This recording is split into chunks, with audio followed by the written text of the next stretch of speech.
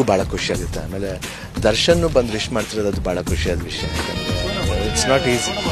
ಹಾಂ,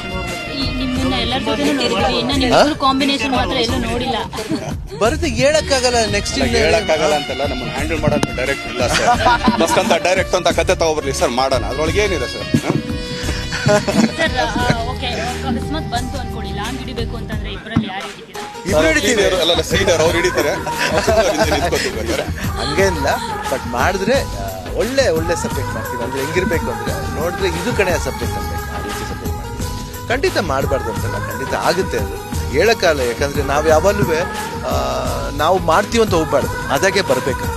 ಅದು ಬಂದಾಗಲೇ ಅದು ಖಂಡಿತ 100% ಅದರ ಸಬ್ಜೆಕ್ಟ್ ಬಂದರೆ ದರ್ಶನ್ ನಾವು ಖಂಡಿತ ಮಾಡೇ ಮಾಡ್ತೀವಿ. ಅದ್ರಲ್ಲೇನು ಅದಕ್ಕೆ ಯಾಕೆ ನಾವು ಇದು ಇಟ್ಸ್ ಓಪನ್ ಥಿಂಗ್. ನಾವು ಯಾವತ್ತು ದರ್ಶನ್ ಯಾವಾಗ ಮಾತಾಡ್ಬೇಕಾದ್ರೆ ನಾವು ಮಾತಾಡ್ಕೊತಾ ಇರ್ತೀವಿ. ಒಂದು ಸಬ್ಜೆಕ್ಟ್ ಇಲ್ಲಪತಿ ಮಾಡ್ಬೇಕಂತ ಅವರು ಹೇಳ್ತಾ ಇರ್ತಾರೆ. ನಮಗೂ ಅಷ್ಟೇ.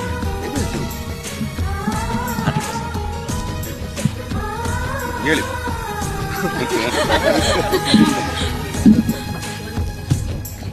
ಎಲ್ಲ ಖುಷಿ. ಆ್ಯಕ್ಚುಲಿ ನಮ್ಗೆ ಗೊತ್ತಿರೋರು ಆ್ಯಕ್ಚುಲಿ ಹಿಂಗೆಲ್ಲ ಬೆಳೀತಾ ಇದ್ದಾರೆ, ಒಳ್ಳೊಳ್ಳೆ ಕೆಲಸಗಳು ಮಾಡ್ತಿದ್ದಾರೆ.